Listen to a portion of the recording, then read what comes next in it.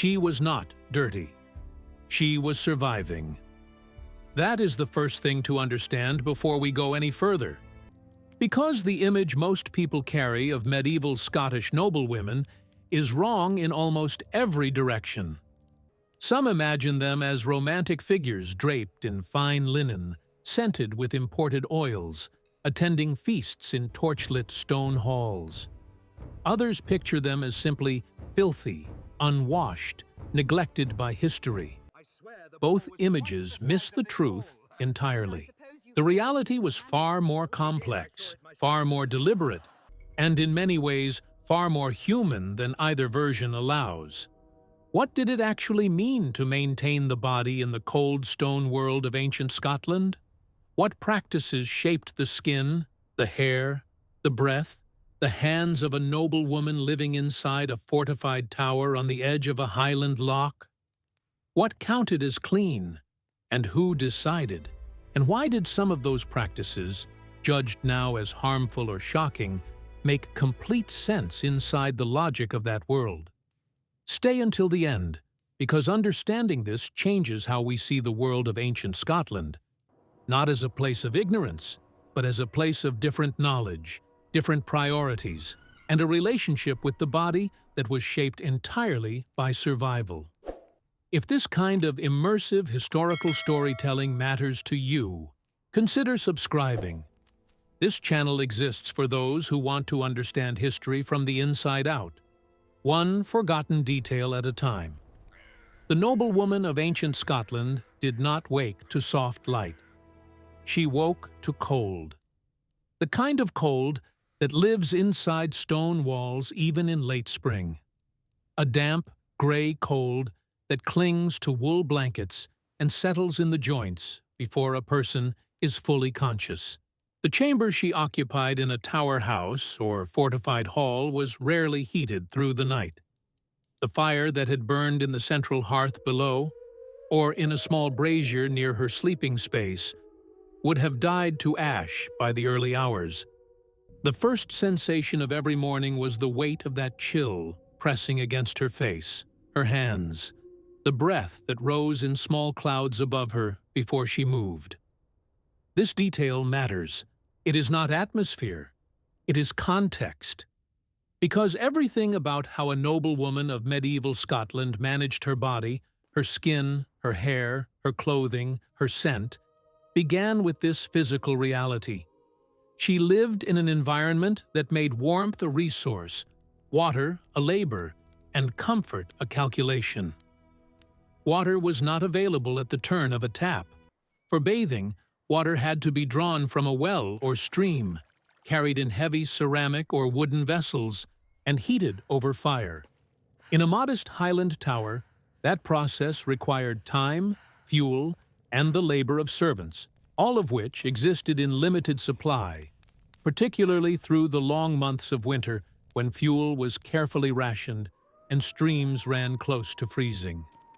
Even in a prosperous household, full-body bathing was not a daily practice. It was an occasion, something prepared for, scheduled, reserved. And so the first of the hygiene practices that would disturb a modern observer was not carelessness. It was simply arithmetic. Hair was washed infrequently, sometimes separated by weeks, sometimes longer during the hardest months.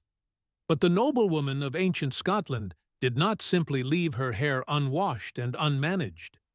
She worked it. Every day, her hair was combed, dressed, oiled, and arranged with a degree of attention that was itself a form of social performance.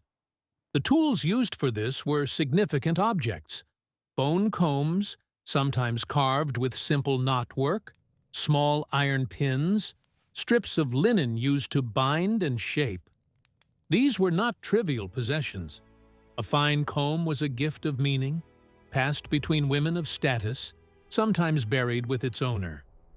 The oil applied to the hair, and this is where modern comfort begins to fracture, was not a perfumed cosmetic in the contemporary sense. In many Highland households, animal fat was used directly on the hair and scalp, rendered lard, tallow, or the fat skimmed from cooked meat. worked through the hair by hand to condition the shaft, reduce breakage in the dry, cold air, and add a degree of water resistance when a woman moved through wind and rain. It kept the hair manageable. It kept the scalp from cracking in winter dryness. It worked. It also had a smell. A warm, faintly rancid, deeply animal smell that modern sensibilities would find immediately objectionable. But in a hall where tallow candles burned, where wood smoke was a permanent presence in every textile, where the skins and breath of animals were close and constant, this scent was not remarkable. It was part of the air, part of the world. The noblewoman who moved through that hall was not embarrassed by it. She carried herself with the complete composure of a woman who understood exactly what her body required in the conditions she inhabited. That composure was itself a form of power. And the practices that maintained it, some of them, by our measure, unhygienic, were the price and the logic of living beautifully inside a cold stone world. The skin of a noblewoman in ancient Scotland told a story before she spoke a single word. Not the soft, even skin of someone insulated from weather and labor, but skin shaped by wind, by cold water, by smoke, by the constant press of wool against the neck and wrists. Even women of high status moved through an environment that worked against the body's surface. They walked courtyard stones in damp morning air. They sat near fires that dried the face while cold drafts moved along the floor. They wore heavy layered garments that trapped heat and moisture in some places and exposed others entirely. The skin was always negotiating, and the methods used to care for it reveal something essential about how that world understood the boundary between the body and its surroundings. A boundary that was far more permeable, far more accepted than anything we maintain today. The second practice that would disturb a modern observer concerns something almost no historical account bothers to mention directly, because it was so ordinary as to require no comment. The near total absence of what we would now call dental hygiene in any consistent, structured form. Teeth were not brushed in the modern sense. There were no bristled instruments, no formulated pastes, no scheduled routines of oral cleaning tied to morning and evening. What existed instead were rough approximations. Small twigs from certain trees, particularly hazel and birch, chewed at the end to fray the fibers into a crude brush. Salt, when available, rubbed against the gums with a finger. Occasionally, a cloth dampened with water and vinegar, drawn across the teeth. These practices existed. They were not nothing, but they were irregular, incomplete, and entirely dependent on the resources available in a given household at a given season. The result, for most people, including noblewomen, was progressive dental deterioration from an early age. Tooth loss beginning in the 20s. Gum disease that left a persistent taste in the mouth. A particular quality to the breath that was, again, simply part of the sensory reality of that world. Sweeteners were rare and expensive. The diet was heavily reliant on coarse grains, preserved meat, dried fish, and fermented dairy, none of which were gentle on enamel. Honey was medicinal, not daily. Refined sugar was unknown to most of Scotland until the later medieval period, and even then confined to the wealthiest households with trade connections south and east.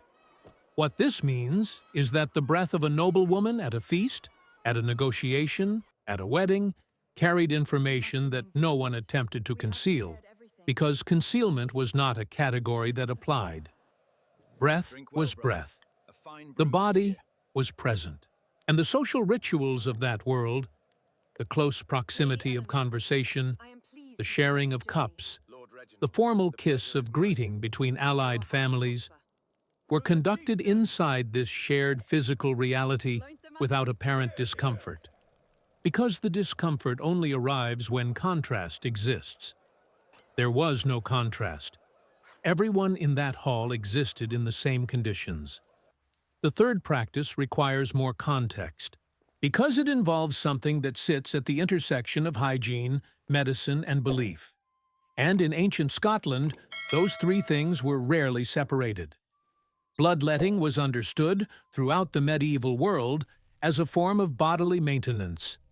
The theory that governed it, derived from classical sources filtered through monastic learning and folk tradition, held that the body contained humors, blood, phlegm, yellow bile, black bile, each associated with seasons, temperaments, and states of health. When the body fell out of balance, the excess had to be released. Blood, in particular, was seen as capable of accumulating in dangerous concentrations, especially in women, whose bodies were understood through a framework that treated menstruation as only one mechanism of necessary release. For noblewomen in Scotland, bloodletting was not merely a treatment for illness. It was preventive, a scheduled maintenance of the body's internal economy, performed seasonally, most often in spring and autumn, by someone with knowledge of the practice, using a lancet or a fleam to open a vein, typically at the inner elbow or the back of the hand, and allowing a controlled quantity of blood to flow into a vessel. The procedure left marks. Small scars along the inner arm were not unusual on the bodies of high-status women who had followed the recommended seasonal schedule across years. These marks were not hidden. They were understood as evidence of care, of a body properly maintained according to the knowledge of the time. From a modern perspective, the practice was not only ineffective, but actively harmful, weakening the patient, increasing risk of infection through the wound site, occasionally triggering dangerous loss of blood in a body already stressed by cold, poor nutrition, or illness. In a world without germ theory, without antiseptics, without any understanding of how infection moved through a wound, the opened skin was a door left ajar in a dangerous landscape. And yet, the women who underwent it were not passive. They were participating in a system of bodily knowledge that was the most sophisticated available to them. The healer who performed the bloodletting, often a woman herself, with deep knowledge of plants, seasons, and the body's rhythms, was a figure of genuine authority in Highland society. Her remedies combined classical theory absorbed through ecclesiastical channels with generations of local observation about which plants reduced fever, which poultices drew infection, which preparations eased difficult births. The practice of bloodletting existed inside a larger world of bodily care that included real competence alongside genuine danger. And the noblewoman who submitted to the lancet twice a year was doing what an educated, responsible woman of her time and place was expected to do, maintaining her body with the tools and knowledge her world provided. That the tools were sometimes harmful does not make her ignorant. It makes her human, inside a specific history, doing her best with what she had. The stone hall around her held the smell of all these things, fat and smoke, and the faint copper trace of the seasonal bleeding, and the particular heaviness of unwashed wool worn close for weeks. And she moved through it with complete dignity, because dignity was not about the absence of these things, it was about how you carried yourself within them. There is a particular quality to the light inside a Highland tower in midwinter. It enters narrow, through slitted windows cut, not for view, but for defense, openings barely wide enough to admit an arrow outward, let alone sufficient daylight inward. The interior of a fortified hall in the 12th or 13th century existed in a permanent condition of semi-darkness, broken by fire and by the smoky yellow glow of tallow candles placed at deliberate intervals along trestle tables and wall sconces. The air carried that light suspended in it, thick, amber, slightly hazy, because the smoke from the central hearth had no clean exit. It rose, pooled against the ceiling beams, and descended slowly back into the room as the fire drew and breathed throughout the day. A noblewoman lived her indoor life inside this atmosphere. Hours of needlework, instruction, conversation, administration of the household, all conducted in firelight and candlelight, in air that was never fully clear. Her eyes adjusted. Her lungs adjusted. Her clothing absorbed it so completely that the smell of wood smoke became inseparable from the smell of the person wearing it. This is the context for the fourth practice, one that sits at the intersection of hygiene and economics in a way that reveals exactly how different the priorities of that world were from ours. Clothing was not washed frequently, not because the women who wore it were indifferent to cleanliness, but because washing woolen garments in cold water with lye soap, the primary cleaning agent available, made from wood ash and animal fat, was a destructive process. Wool shrinks. It felts. It loses the careful structure of its weave when aggressively laundered. A fine woolen garment, dyed with expensive imported pigments or local plant materials gathered through laborious seasonal work, represented months of skilled labor and significant material cost. To wash it carelessly was to damage it. To wash it too often was to wear it out. The solution was a system of layering and spot management that was itself a sophisticated domestic technology. The garment that touched the skin directly, a linen shift or lane worn closest to the body, was the piece that absorbed sweat and oil, and was washed with relative regularity, because linen tolerates water far better than wool. The outer layers, the heavy woolen brat or mantle, the dyed overdress of a noblewoman of status, these were aired, brushed, and treated with spot cleaning at points of visible soiling, but were not submerged in water for laundering except on rare occasions. Airing was taken seriously. Garments hung outside on dry days or in the upper reaches of the hall near the smoke vent, where moving air could carry away the accumulated organic material that settled into fabric over weeks of wear. Certain dried herbs were tucked into storage. Meadowsweet, wormwood, dried lavender where it could be obtained through trade, not primarily for scent in the modern cosmetic sense, but because some of these plants were understood to discourage the insects that moved through stored textile and caused irreparable damage. The moths and fleas that lived inside a Highland household were not a failure of cleanliness. They were a permanent condition of life in that climate, in those structures, with those materials. Stone walls held moisture. Thatch harbored nesting creatures. Rushes spread across the floor, changed periodically but never absent, created a layer between stone and foot that also created habitat. The line between the human household and the natural world was not sealed, it was managed. A noblewoman's body in this environment carried a living ecology that modern medicine would find alarming. Not because she was neglectful, but because the tools and understanding required to disrupt that ecology simply did not exist. Lice were treated with combing, with the application of certain plant preparations, with fine-toothed bone combs drawn slowly through sections of oiled hair. The process was skilled, social, intimate. Women combing each other's hair, daughters combing mothers, servants attending noblewomen. A form of bodily maintenance that was also a form of connection.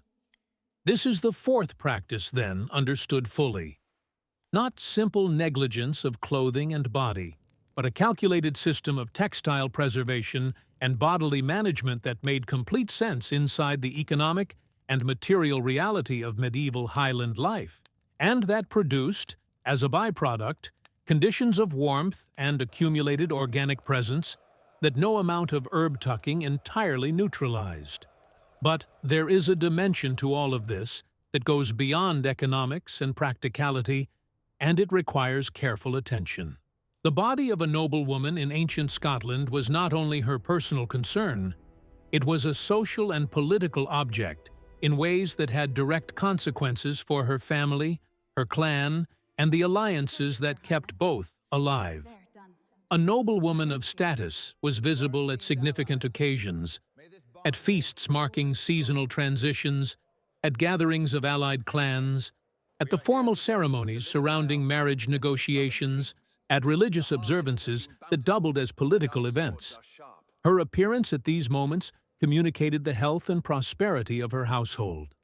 The quality of her dress, the arrangement of her hair, the particular pins and brooches she wore, all of this was read by every person in that hall as information about the standing of her family.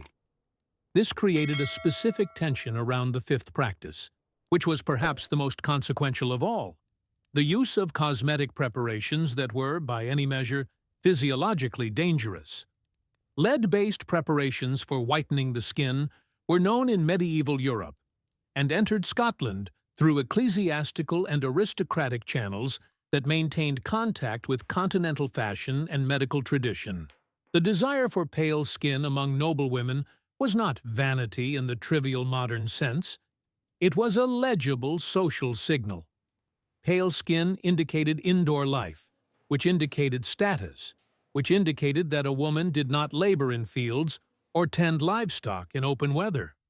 It was a mark written on the body that announced, to every observer, exactly where she stood in the hierarchy of her world. The preparations used to achieve or enhance this pallor, white lead, sometimes combined with other mineral compounds, were applied to the face and neck, worked into the skin with fingers or soft cloth, and left in place for the duration of formal occasions. The cosmetic effect was real. The physiological cost was also real, and accumulated silently over years of use. Lead absorbed through the skin affects the nervous system, the kidneys, the blood.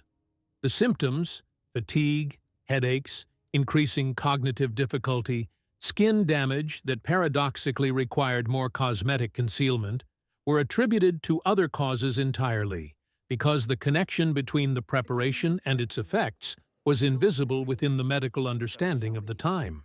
A noblewoman who used these preparations regularly across the decades of her adult life was slowly being poisoned by the very practice she understood as maintenance of her social position, and she had no way of knowing it. The knowledge that would have protected her did not exist in her world. This is not a story of vanity punished. It is a story of a woman navigating the demands of her position with the tools her world provided, tools that were beautiful and lethal in equal measure, and that she trusted because everything around her trusted them too. The cold light through the narrow window fell across her face as she worked the preparation into her skin before the feast. Outside, the loch was gray and flat under a November sky. The hall below was already filling with sound. The movement of servants, the smell of roasting meat rising through the floor, the distant clatter of weapons being stacked at the entrance as guests arrived and disarmed according to the custom of hospitality. She did not rush. Every gesture was practiced, deliberate, carried with the complete composure of a woman who understood exactly what was required of her tonight, and who intended to meet it without visible effort. That composure was the whole point, and the cost of maintaining it was written into her body in ways she would never fully read. The feast began after dark. That was almost always the way in a Highland hall during the months when daylight contracted to a thin, pale band across the southern sky, and vanished before the evening meal was properly underway. Torches burned in iron brackets along the walls. The central hearth threw uneven orange light across the faces of the people gathered around the long trestle tables.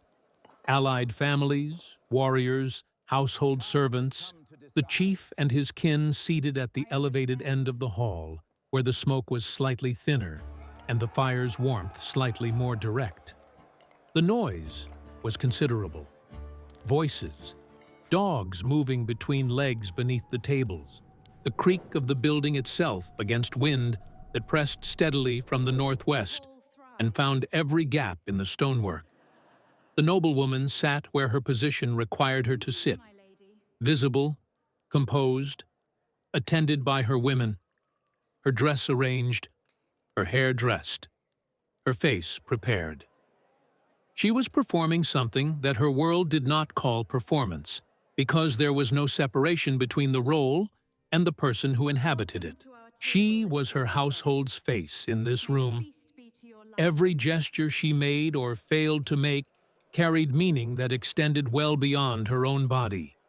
This is the frame within which the fifth practice must be finally and fully understood, not as an isolated habit, but as the visible endpoint of an entire system of bodily management shaped by cold, by scarcity, by social demand, and by the specific knowledge available to women who were, in many respects, among the most informed and capable people their world produced. The accumulated picture of these 5 practices, infrequent hair washing supplemented by animal fat, the near absence of structured dental care, seasonal bloodletting as preventive medicine, the preservation-driven logic of unwashed outer garments worn through weeks of fire and winter air, and the deliberate application of lead-based cosmetics to signal and maintain social standing, tells a story that is not about ignorance or neglect. It tells a story about a world where the body was understood differently, where cleanliness was defined by different criteria, where health was managed through frameworks that had their own internal logic, even where that logic carried genuine harm, and where the demands placed on a woman of noble rank required her to maintain a social surface whose upkeep was itself a form of labor, continuous, skilled, and costly in ways that were sometimes invisible even to the women performing it. The noblewoman of ancient Scotland was not a passive figure inside these practices. She was an active agent within them, making decisions every day about how to allocate limited resources: water, fuel, time, fabric, preparation, in ways that balanced personal maintenance against household economy, social obligation against physical comfort, the demands of appearance against the hard arithmetic of Highland survival. Her knowledge of her own body was substantial within its limits. She knew which plants reduced inflammation.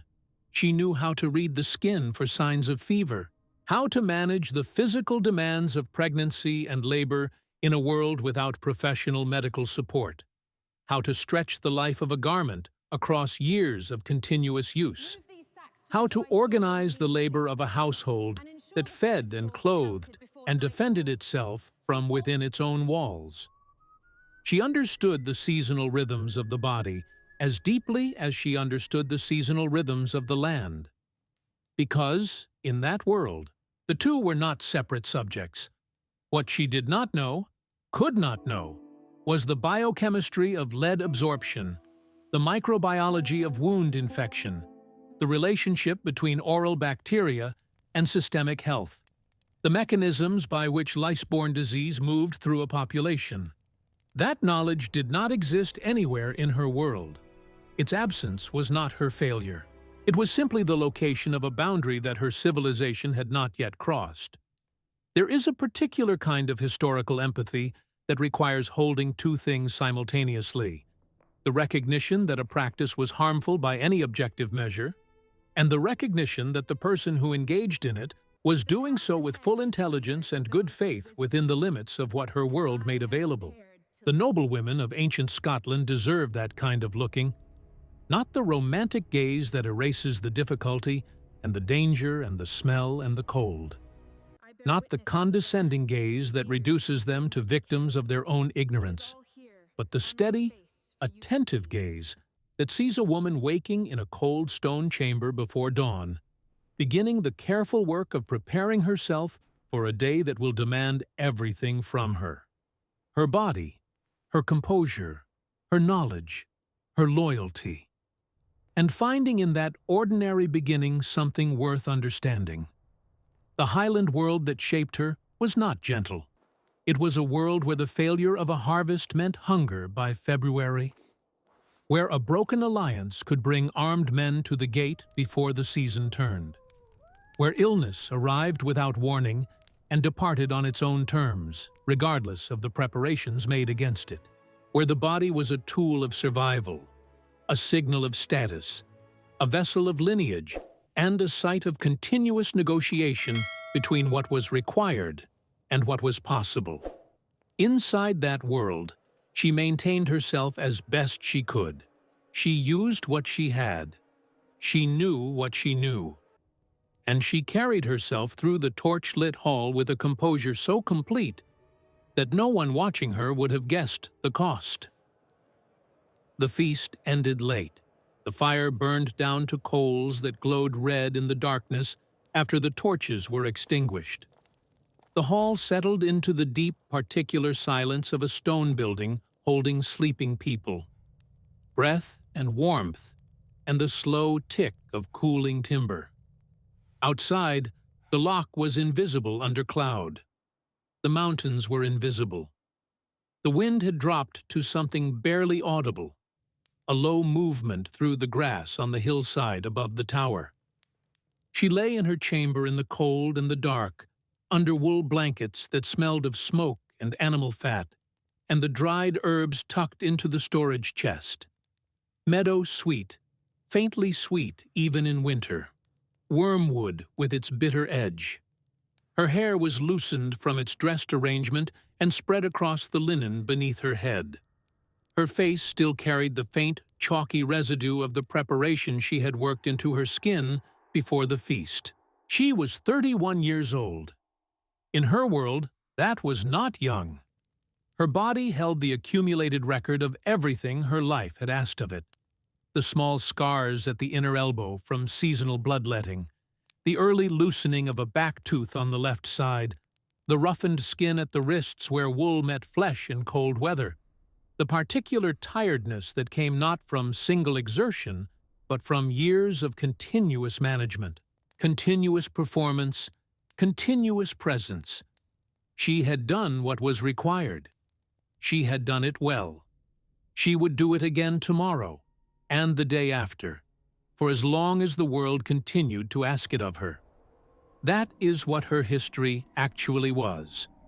Not a story of romantic heroism or picturesque suffering, but the long, skilled, costly, ordinary work of a woman maintaining herself and her household inside one of the hardest landscapes in the medieval world. And it is worth knowing, because understanding what it cost her, really cost her, in the concrete daily detail of cold water and animal fat and lead-whitened skin and the slow, persistent harm of practices that her world understood as care, changes how we see her. It moves her out of the painting and into the room. It gives her back the full weight of her own life. The ancient Scottish noblewoman was not a figure from legend. She was a woman who woke every morning in the cold and began again.